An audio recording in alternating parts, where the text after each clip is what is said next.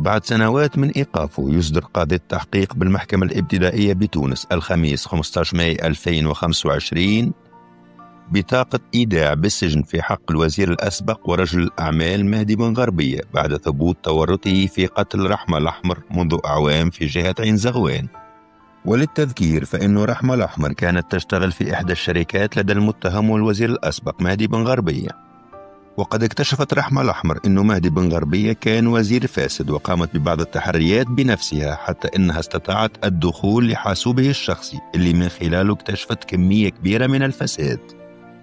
وبطريقة ما اكتشف الوزير الفاسد مخطط رحمة الأحمر وقام بتصفيتها وقتلها ورميها في مكان شبه معزول في حديقة بعين زغوان، ثم رميها في الماء في ساقية صغيرة في المكان المذكور.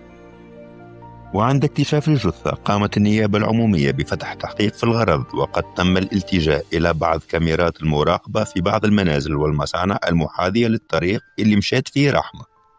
وقد رصدت كاميرات المراقبة شابا يسير خلفها وكان هو المشتبه به الأول، وكان هذا الشاب محدود المدارك العقلية، كان يشتغل صانع خضار بجهة سيدي داود المرسى، وتم إيقافه والتحقيق معه. وقد صرح ولد الضحية أنه الإنسان الموقوف من المستحيل أنه يكون هو الفاعل لأنه محدود المدارك وذا بنية جسدية ضعيفة، في حين أنه رحمة كانت صلبة البنية إضافة إلى أنها تجيد الفنون القتالية.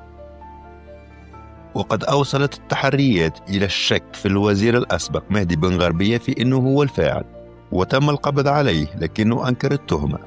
ولكن والحمد لله بعد كل هذه السنوات تم التأكد من أنه هو الفاعل، وقد قام بقتلها باش ما تخرجش حقيقته وتفضح التجاوزات متاعه وقت كان وزير وبعد ما خرج من الوزارة.